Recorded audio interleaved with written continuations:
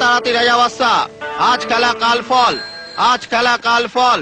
100 টাকার টিকিটে 30 লক্ষ টাকা পুরস্কার, 100 টাকার টিকিটে 30 লক্ষ টাকা পুরস্কার।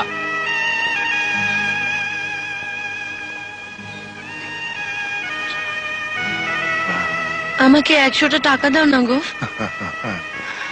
একটা লটারির টিকিট কিনবো, লাগলে 30 লাখ টাকা। এত টাকা নিয়ে তুমি কি করবে শুনি? আমার ছেলেকে মানুষ করে তুলবো। ও তোমার মতো কেয়ারটেকার হবে না, আমার ছেলে হবে ডাক্তার, ইঞ্জিনিয়ার, বিরাট লোক। 100 টাকা দিয়ে লটারির টিকিট কিনবে? পাগল।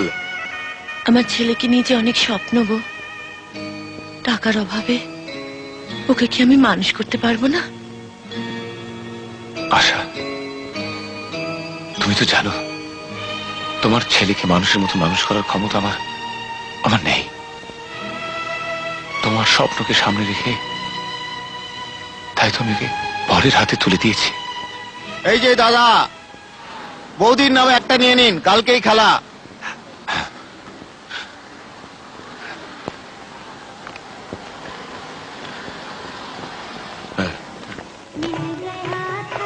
অরিন্দম, অরিন্দম, তোর লটারি লেগেছে 30 লাখ। 30 লাখ 30 লাখ? কাগজে নম্বর মিলিয়ে দেখেছি, নম্বরে নম্বরে নেই কোনো ফাঁক, লেগে গেছে 30 লাখ। আসার নামে টিকিট কেটেছিলি, লাগতেই হবে। এই রে,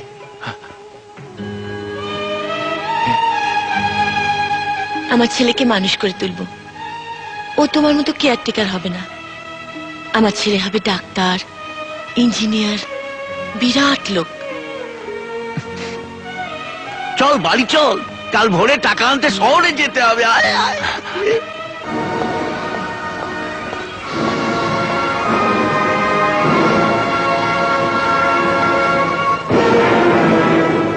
চিনতে পারছিস না আমি তোর শঙ্করদা?